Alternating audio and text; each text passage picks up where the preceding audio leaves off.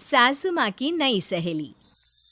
प्रिया kitchen में चाय बना रही होती है और सुमन ड्राइंग रूम में बैठकर मजे से टीवी देख रही होती है।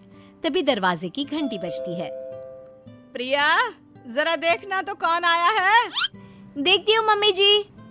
प्रिया दरवाजा खोलती है तो सामने पड़ोस वाली विमला आंटी खड़ी होती है। नमस्ते आंटी जी, कैसी हैं आप? मैं तो बिल्कुल ठीक हूँ बेटा, पर तेरी सास को क्या हुआ है? आजकल कहीं दिखती ही नहीं है। जब देखो तब टीवी के आगे जमी रहती है। अंदर तो आइए आंटी। अरे ओ दीपक की अम्मा, कहाँ हो? अरे बिमला, आओ आओ, क्या बात है, बड़े दिन बाद याद आई तुम्हें मेरी। मैं तो हमेशा ही तुम्हें याद करती हूँ, पर तुम ही गायब रहती हो और आजकल तो बाहर भी नहीं आती जाती। तबीयत तो ठीक है ना तुम्हारी? अरे तबीयत को क्या होना है, इस उम्र में तो कुछ ना कुछ लगा ही रहता है। मेरी छोड़ो, तुम ये बताओ कि क्या चल रहा है गली मोहल्ले में। तुम गली मोहल्ले की छोड़ो, चल तो तुम्हारे पड़ोस में रहा है। तुम्हारी नई सहेली आई है। मेरी कौन सी नई सहेली? मैं तो यहाँ बस तुमसे बातचीत कर लेती हूँ या फिर बाजू वाली शर्मा की बहू से दो चार बातें कर लेती हूँ। इसीलिए तो कहा कि तेरी नई सहेली आई है। अब कोई पड़ोस में आया है तो बात तो होनी ही है। कम से कम इसी बहाने हमारा भी एक ग्रुप बन जाएगा। फिर सब मिलकर अपनी बहुओं की शिकायतें किया करेंगे। दोनों हंसने लगते हैं। तभी प्रिया चाय लेकर आती है और सामने टेबल पर रख देती है। दोनों चाय पीती हैं और बातें करते हैं। चलो मैं चलती हूँ, अब कल मिलते हैं। राम राम। अगले दिन प्रिया किचन में कुछ काम कर रही होती है और सुमन आराम से सोफे पर बैठकर मटर छिल रही होती है। तभी डोरबेल बजती है। प्रिया दरवाजा खोलती है तो सामने उनकी नई पड़ोसन खड़ी होती है। जी, आप कौन? मैंने पहचाना नहीं। नमस्ते बेटा, मैं शारदा, आपके बगल वाले घर में अभी 2-4 दिन पहले ही शिफ्ट हुए हैं। ओह अच्छा। नमस्ते आंटी, अंदर आइए ना आप। देखिए तो मम्मी जी, आज कौन आया है। इतना कहकर प्रिया किचन में चाय बनाने चली जाती है। नई पड़ोसन को घर पे देखकर सुमन थोड़ा हैरान हो जाती है। नमस्ते बहन जी, मैं शारदा, आपकी नई पड़ोसन। अच्छा, आप हैं हमारी नई पड़ोसन। आइए आइए, और बताइए कैसी हैं आप? जी बिल्कुल ठीक हूँ। वो दरअसल घर पर छोटी सी पूजा रखवाई थी, बस उसी का प्रसाद देने चली आई। सोचा इसी बहाने नए पड़ोसियों से भी मुलाकात हो जाएगी। ये तो बहुत अच्छा सोचा आपने। सुमन प्रिया को आवाज लगाती है। अरे ओ बहू, जरा चाय पानी का तो आके पूछ लो। ये आजकल की बहुएं भी ना, जब तक बोलो नहीं तब तक कुछ नहीं करेंगी। आई मम्मी जी। प्रिया चाय लेकर आती है। दोनों बैठकर चाय पीती हैं और खूब सारी बातें करती हैं। अच्छा बहन जी, अब मैं चलती हूँ, फिर मिलते हैं। अब तो आना जाना लगा ही रहेगा। शारदा के जाने के बाद प्रिया किचन से बाहर आती है। क्या बात है मम्मी जी, आप दोनों को देखकर तो लगा ही नहीं कि पहली बार मिल रही हो। आप दोनों तो बिल्कुल बिछड़ी हुई सहेलियों की तरह बातें कर रही थी। अरे जब दो औरतें मिल जाती है ना, तो बातें अपने आप ही निकल आती है। अब तू अपने काम पर ध्यान दे, बातों पे नहीं। ऐसे ही कुछ दिन बीत जाते हैं। अब सुमन और शारदा अच्छी सहेलियां बन गई होती हैं। दोनों एक साथ मंदिर जाती, मार्केट जाती और कभी कभी तो विमला भी इनके साथ मिलकर खूब हंसी ठिठोली करती।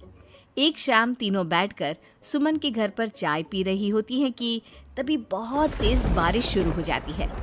सुमन जोर से प्रिया को आवाज लगाती है। प्रिया, ओ प्रिया, देख कितनी तेज बारिश हो रही है। जाके छत से सारे कपड़े ले आ, नहीं तो सब भीग जाएंगे। सुमन 2 बार आवाज लगाती है लेकिन प्रिया का कोई जवाब नहीं आता। शायद प्रिया कुछ काम कर रही है, इसीलिए कुछ जवाब नहीं दे रही।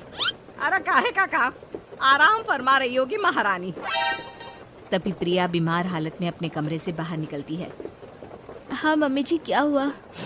मेरी तबीयत थोड़ी ठीक नहीं है ना, इसलिए आग लग गई। अरे सारे कपड़े भीग गए और तुझे सोने से फुर्सत नहीं है। सबके सामने सुमन के मुंह से ऐसी बातें सुनकर प्रिया उदास हो जाती है और छत से कपड़े उतारने चली जाती है।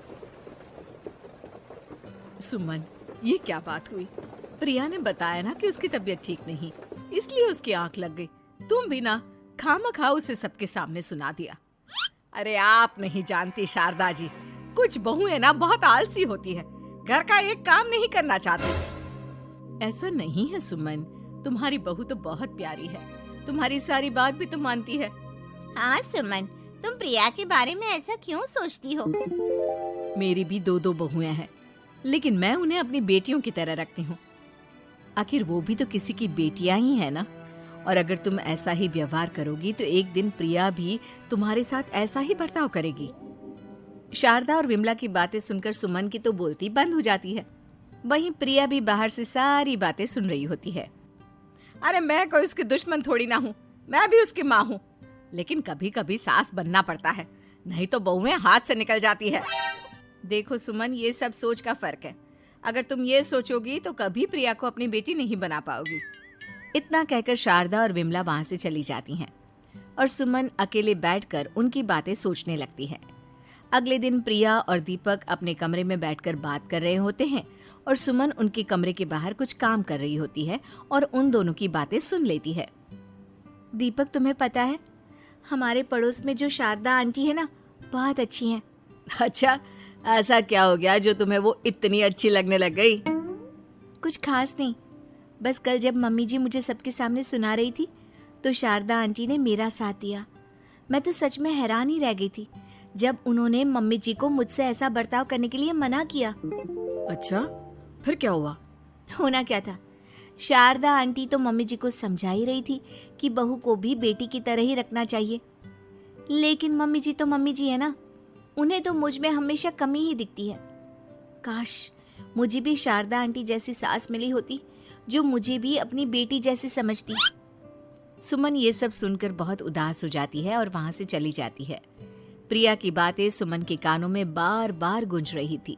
उसे बहुत शर्मिंदगी महसूस हो रही थी कि उसने प्रिया के साथ बहुत गलत किया है। अगले दिन सुमन शारदा और विमला को बुलाती है।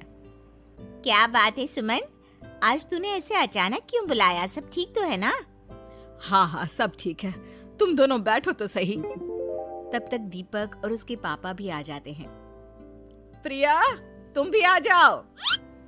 क्या हुआ मम्मी जी, आपने बुलाया? हाँ प्रिया बेटा, मैं आज सबके सामने तुमसे माफी मांगना चाहती हूँ। मैंने आज तक तुम्हारे साथ बहुत बुरा व्यवहार किया है, लेकिन तुमने कभी भी मेरे साथ बुरा बर्ताव नहीं किया। मुझे अपनी गलती का एहसास हो गया है, हो सके तो मुझे माफ कर देना। प्रिया अपनी सास की बातें सुनकर हैरान हो जाती है। उसकी आंखों में आंसू आ जाते हैं। प्लीज मम्मी जी, आप मुझसे माफी मत मांगिए, मैं भी आपकी बेटी ही हूँ। वैसे एक थैंक यू तो मेरी नई सहेली को भी बनता है, जिसकी वजह से मुझे मेरी गलती का एहसास हुआ। शारदा बहन, आपका बहुत बहुत शुक्रिया जो आपने मेरी आंखें खोल दी। अरे क्या सुमन, तुम भी ना। तो फिर इसी बात पर चाय और पकोड़े हो जाए? हाँ, क्यों नहीं।